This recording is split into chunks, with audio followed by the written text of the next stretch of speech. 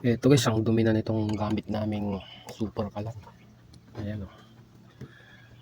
So, kailangan na itong linisan pagka ganito. Kasi medyo pangit na yung buga nung apoy. Marumi tong sa loob ng ano niya. Ito, yung takip. Naapektuhan yung buga nung apoy. Ayan o, dumi.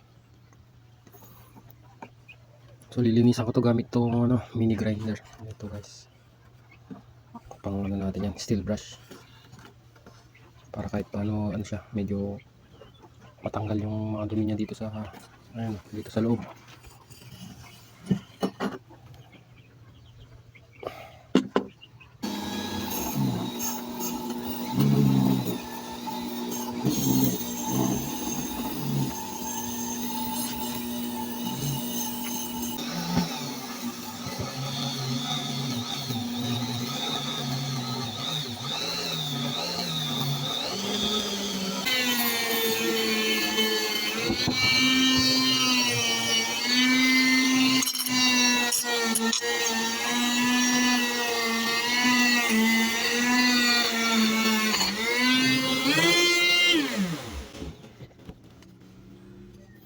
So ayan guys, kahit pa paano nabawasan yung dumi niya.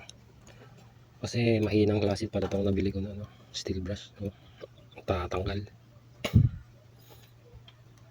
Oh, dumi ng kokwa. Okay lang yan. So eto na. I-testing ko mamaya kung maganda na yung buga ng apoy niya.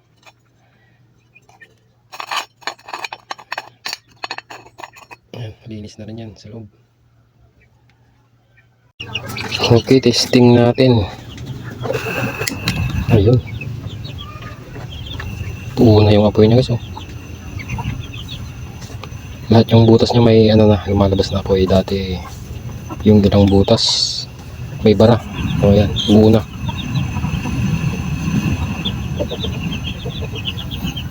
Ayan, ganito rin ba gamit niya guys, super kalan. Tipid din to, pabot ng isang buwan to kapag ano, ginamit, lalong lalo na pag wala ka nang iluluto. Tipid to. So yan na, linis na yan. All goods.